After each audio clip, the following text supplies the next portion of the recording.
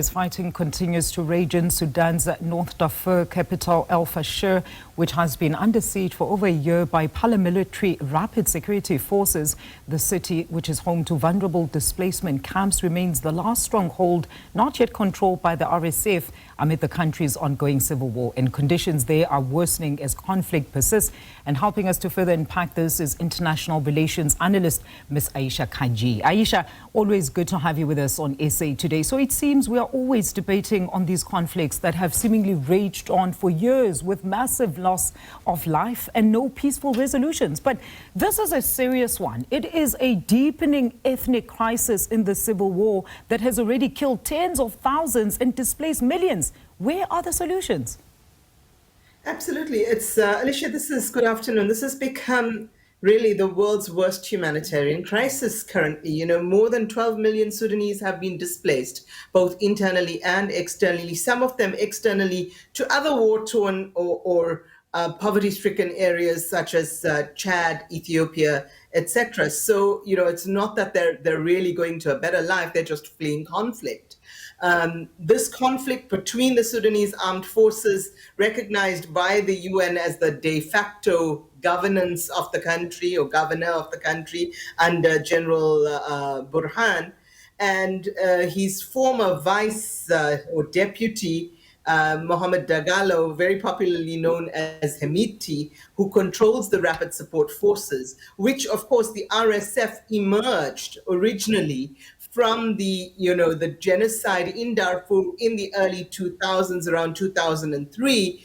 The Rapid Support Forces basically are made up of former Janjaweed, genocidaires themselves, who helped to ethnically cleanse much of Darfur in the early 2000s. So, you know, this is the kind of fighting these troops know. They're very, very used to carrying out atrocious war crimes, and they continue to do those. They're specifically targeting civilians. These drone attacks on a mosque yesterday morning while the mosque was full of people praying exemplify the lack of humanity and the level of impunity with which the RSF has been acting in Sudan.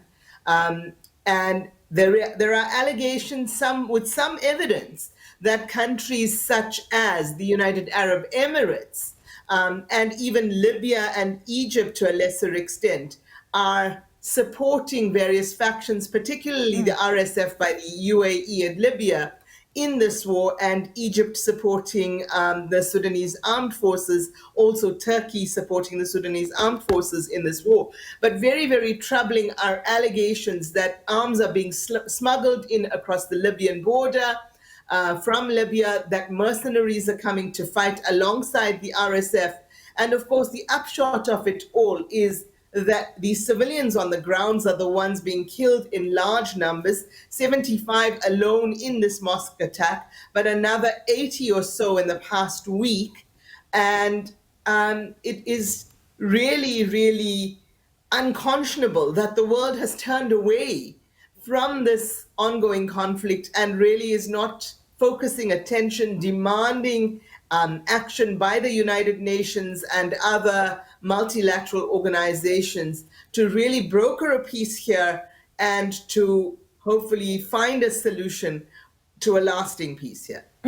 You know, that's a very important point that you make there, Ayesha. The fact that there are actually internal forces within the continent that are actually fueling the conflicts. And one has to ask, once again, like we saw in the DRC, and I'm coming to that now, what exactly is their interest in fueling this tension? And in comparison to, of course, the situation that we are witnessing unfolding in Gaza, where at least there is widespread global condemnation and media awareness, what stops us right here in the continent from applying effective peaceful measures and make enough noise to end such conflicts, just like it was done in the DRC? Why is there the seemingly preferential treatment of certain issues of places? Is this not the reason we have failed to bring about peace in this region as a continental collective, Ayesha?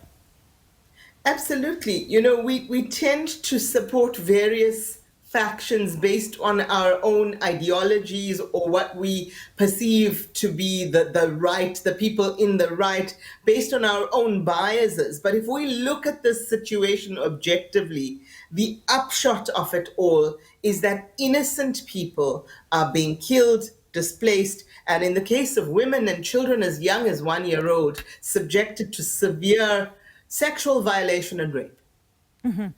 I mean, And we really need to be doing something about it. Hemiti, the leader of the RSF, Mohammed Dagalo, controls much of the gold resource in Darfur.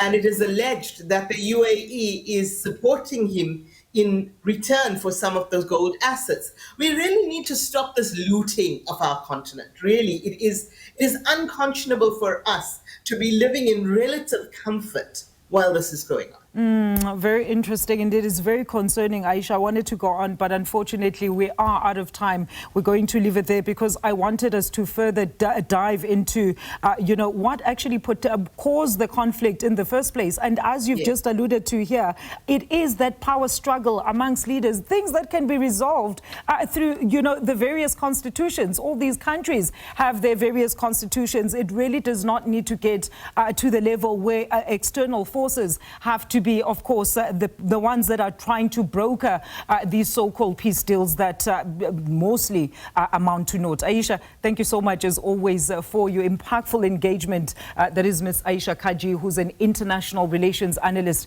weighing in there on the latest violence outbreak in Sudan, where drone strike has killed more than 70 people in the Darfur region.